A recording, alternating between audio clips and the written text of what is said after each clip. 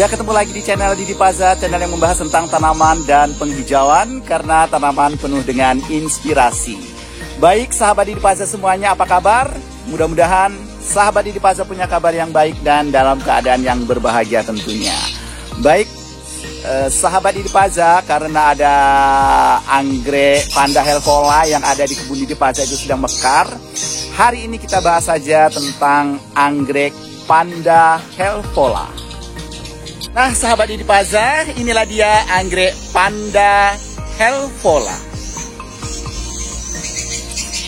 Sedang mekar, warnanya agak pucat-pucat ya kalau anggrek Panda helvola ini dia.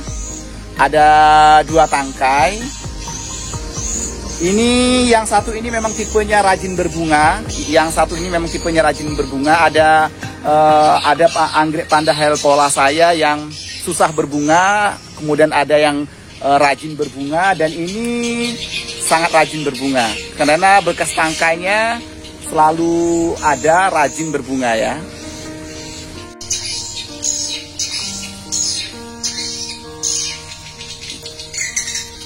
Ini bekas tangkai bunga.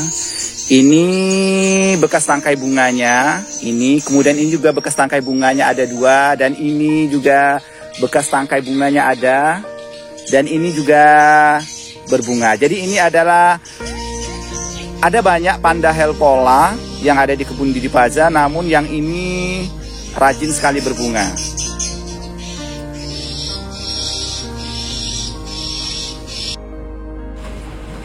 Sahabat Didi Paza, anggrek Panda helvola adalah jenis anggrek dataran tinggi. Namun demikian, anggrek Panda helvola tetap adaptif di dataran rendah.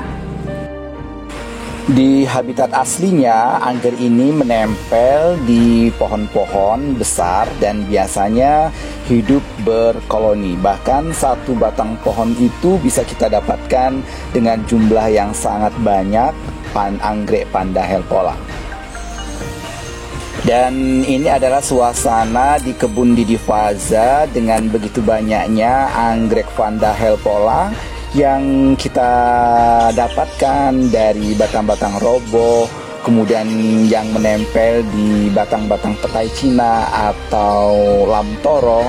Kemudian kita adopsi, kemudian kita bawa ke kebun. Kebenaran di belakang halaman itu ada kebun tanaman hias dan bercampur dengan tanaman-tanaman lain seperti tanaman kelapa gading, kemudian ada tanaman buah juga alpukat, kemudian ada juga batang seri, dan di dahan-dahan tersebut kita tempel anggrek helvola. Jadi sudah sangat banyak sekali karena kita dapatkan, kemudian kita tempel di batang-batang tersebut dan sudah adaptif dan sudah sering berbunga.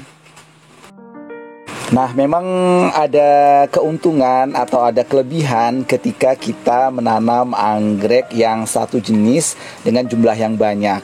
Kita bisa menikmati bunga-bunganya itu sering berbunga. Kenapa demikian? Karena jika plant yang satu tidak berbunga, ada plant yang lain yang sedang berbunga. Karena perlu diketahui juga bahwa anggrek Panda helvola ini tidak ada musim pada bulan-bulan tertentu berbunga. Jadi ketika ada kelebihan nutrisi, kemudian pencahayaan yang pas, dia akan berbunga. Dan begitu juga seterusnya.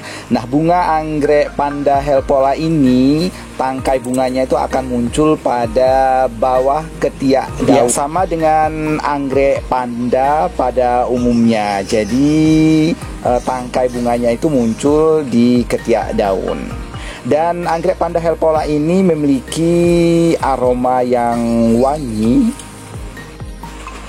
Untuk warna anggrek Panda helvola ini ada beberapa varian. Ada yang agak kekuning-kuningan, kemudian ada yang agak bercampur kuning dan kecoklatan. Ada juga yang varian coklatnya yang lebih pekat, dan ada juga yang varian bunga yang agak langka dan harganya mahal, yaitu anggrek Panda helvola flava. Jadi bunganya itu kuning dan ini langka, jarang. melihat anggrek Vanda helpola warnanya kuning atau flava. Dan biasanya untuk yang langka ini dibanderol dengan harga yang cukup mahal. Sahabat Diripaza, anggrek Panda helpola ini adalah anggrek dataran tinggi. Jadi untuk pertumbuhannya akan berbeda ketika kita tanam di tempat yang dataran rendah atau dataran menengah. Dari segi bunganya, jika anggrek ini ditempatkan atau di daerah dataran tinggi, maka kelopak bunganya akan lebih besar, kemudian jumlah kuntum bunganya itu akan lebih banyak. Berbeda dengan ketika kita tanam di dataran menengah atau di dataran rendah, kelopak bunganya itu jumlahnya akan lebih sedikit dan kelopak bunganya akan agak lebih mengecil.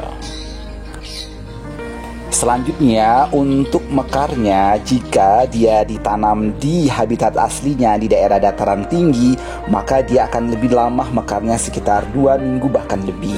Namun ketika anggrek ini ditanam di dataran menengah atau di dataran rendah, maka mekarnya paling hanya mencapai 1 minggu.